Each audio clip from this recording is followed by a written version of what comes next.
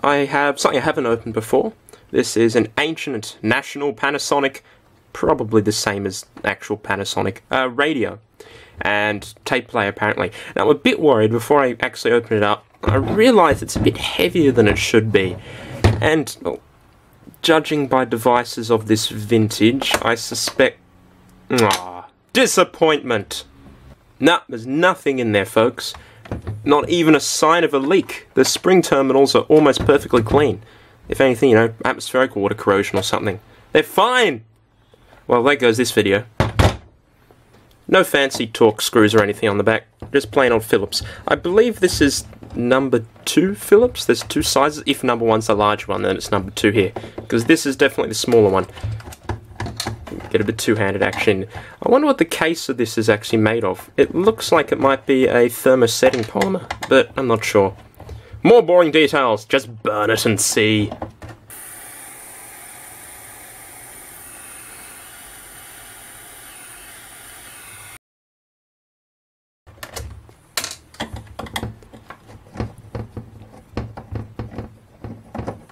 You'll notice my lighting isn't perfect. Shh, it's an incandescent bulb. Come on. Universal tool time. Ooh. That was a longer screw.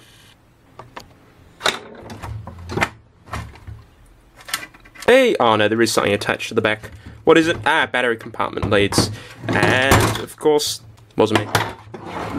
They're soldered on! Yay. That's right, I can just leave that folded out. Let's have a look. We have what looks like a hand-drawn, probably single-sided PCB, because there's probably lack of wires on that. I'll lift up its little... Is that RF protection? It's a bit of aluminium foil stuck down to a piece of cardboard. I like that. And just screw connect it on. That's a good idea for making my own RF shields. I'll do that in future. I don't think we're going to be lucky enough to find a date code. There might be something under there written. I'll have a look in a minute when we disassemble it. Jeez, I'm sounding like Dave now. Finding date codes, saying the word folks all the time. Stop influencing me! Ooh, little potentiometer I missed for the volume. Might nick that. Feels... tuny. I really don't understand what Dave's always on about. I mean, these cheap potentiometers feel perfectly fine. No problems whatsoever. It's probably going to be, by the looks of it, a single main dipchit that does most of the work, some sort of ribbon cable interconnect. They're not rechargeable batteries, so it's not going to have any interesting charging circuitry. Over here on the left, however, we've got some interesting mechanisms. Tape mechanisms are beautiful things. I feel really, really bad every time I gut a VCR machine for parts and things. Just all the mechanics in them is amazing. This, in comparison, isn't anywhere as complex. They're 2 mounted points. There's a little cast wheel. Oh, look at how taut that rubber band is. Ah, you could... Probably used to be better. There might be a way of adjusting this. You can probably see it on the camera there, but the very edges of these wheels have slightly discoloured. I presume the grease or chemicals from this rubber band has affected this white, presumably ABS plastic, making a guess there. Once again, burn it!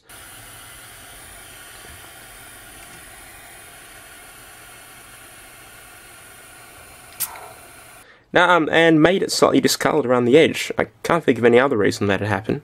These posts are interesting for the screws. They appear to be something like anodized aluminium.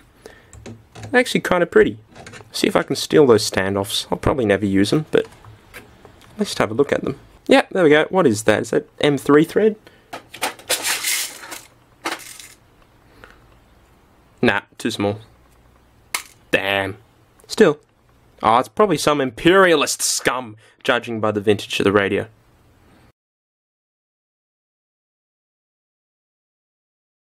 There is, of course, this was designed to be plugged into mains, so we're going to have some sort of mains input section. There's probably not going to be a nice modern X and Y class cap and inductor filter. In fact, wouldn't need that anyway. It's got wound transformer. Modern switch mode power supplies have poisoned my mind when it comes to old mains input and electronics. I always presume that it has to have, you know, a couple of Y caps or MOVs from the active wires to ground, all sorts of other stuff. DVD players are evil bastards. They generally have a Y-class cap from both neutral and active to the chassis, but the chassis isn't grounded, which means when you touch the chassis, you get shocked. I did a forum topic asking why the hell is this happening? How is this legal? Is it normal? And yeah, basically it's called a double insulated metal case device. There's approximately 2 classifications for devices you plug into mains. I don't know what this is, American or European, but there's double insulated, where all the wires have to do with mains have at least 2 layers of insulation, and then there's earthed case, where you can have metal chassis, but the chassis is earthed, and then it relies on that as a safety measure to stop, you know, people getting electrocuted when they touch it. Somehow, there's a merge of the two, taking the worst of both worlds and still being legal, and it's called Class 2 Double Insulated Metal Case Device. Cheating!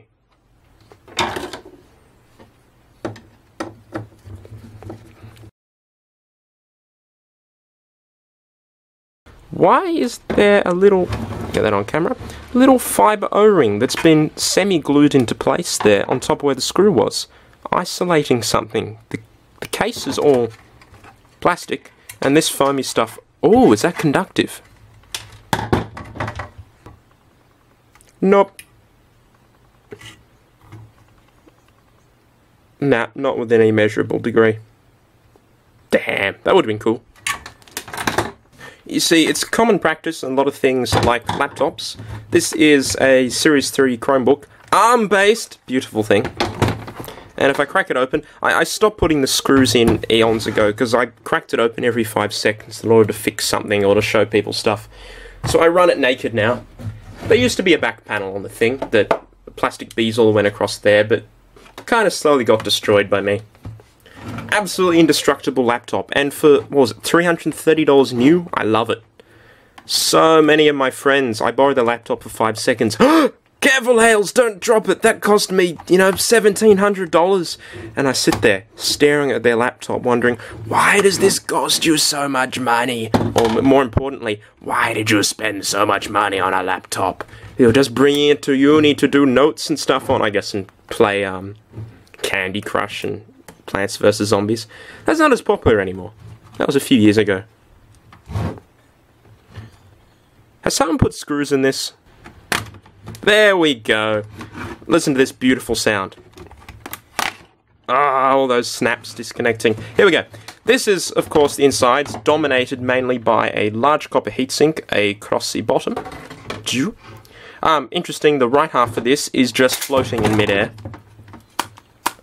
There's not optionally a 3G module slots in under there, but hey, I'm cheap. I didn't want to pay, what, the extra $100 or something for it? And then it's basically just a tablet processor in here. Yay, second mini teardown this video. Yeah, tablet processor motherboard in here. Basically, everything's integrated. Really small, really easy, really cheap, and fast enough for what I want to do. But anyway, what I wanted to show you was this rear plastic. See, it has, if I can get... horrible lighting. More horrible lighting. Dave will be ashamed. I can see him watching this cringing. I will never accept this person. They do not understand lighting. I'm sorry, I'm too cheap. I can't help it. Here, I'll just get that centered so we can accept the demon as it is. Anyway, metallized tape or metallized film or something, then taped over with some sort of clear contact here for shielding purposes. I believe the case might be partially conductive as well. Otherwise, it wouldn't make much sense. It'd just be like a passive resonating reflector or something. Oh, it might be part of the Wi-Fi antenna. No, that's all on the top of the screen. Well, something. Comments. Come back! Ancient technology, why do you have so much steel in you? Release, demon! Release thine circuits! I love the little anti-lock washers they used. I guess it's sort of a portable device, but wow, I wouldn't have bothered. Oh, it's attaching on this silly sideboard now. Do these little covers on the TRS inputs just unscrew? Maybe. Did I turn that? Maybe not. No. That's going to be fun. Do I have to take this main Oh, there is another screw. I'm blind. Wrong screwdriver. That's the screwdriver. You are screwed! No, come back, please. I think we got off on the wrong thread. Go on, universal extraction. No. Universal extraction tool down. There we go. That's better.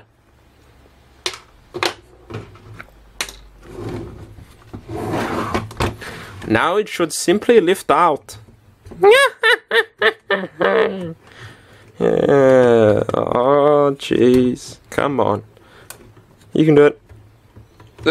No, there's so much stuff. One sec. Undo this guy.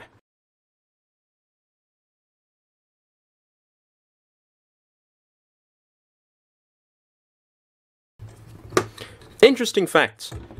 When you're turning Phillips and your screwdriver keeps popping out and you apply more pressure, or you get the right size of screwdriver, which I might do, it's called camming out. And it's intentional. It's basically the selling point of Phillips, or was the selling point of Phillips, in that if you apply too much turning force, your device, or driver, or whatever, pops out, so you avoid damaging the screw. This was before drills had the chucks on the end of them, which set you a maximum force before it'll start clicking and not go any further. And so in order to stop people destroying screw heads, they did that. These days, however, it's an absolute pain in the ass, and it should be killed. Torques are beautiful in comparison. The nice star-shaped ones, they don't do that. And I guess flat has its advantages, but then you get across all the non-standard flat sizes, and you don't have a flat that fits right, and then you keep camming out sideways instead. And then you end up with injuries on your hands and arms and other fun stuff. Almost there. Almost. Ooh. It doesn't appear to be a worm on this pot, so we'll just be able to... Yeah, there we go. Pull. Done. Let's have a look at this. Ain't it grand? Look at these slightly lilac capacitors. I don't think I've ever seen a lilac capacitor before. And look, that part down there is radioactive. They've managed to align all the capacitors here into this sort of like gravy train of people's hands on each other's shoulders. So when they glued them together, there's permanently this whole, room of partygoers stuck together. Interestingly, the goop's disconnected there. I don't know how that happened. It looks like they've got maybe an audio transformer or something for the output. Possibly. The jumper links are all illustrated on there. Anyway, yeah, it does look like it's a boring everything integrated into the single Mitsubishi chip solution. There's down here what looks like a large wound inductor. Anything adjustable, out of curiosity. That is... what is that? That is something, presumably. Antenna connector?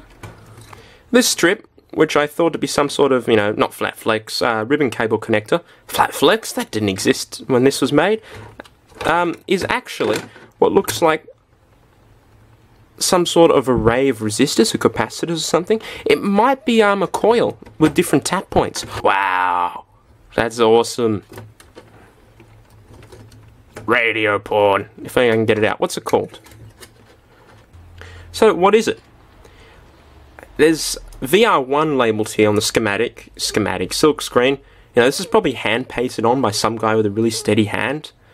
Occasionally you come across the PCBs and he's done a little cartoon character there. That'd be awesome. Now, I'm presuming it must be some sort of variable resistor then, because there's no variable resistor parts there, and that hole you see isn't for something like a rear access one. It is a screw hole. So, wonder what that is.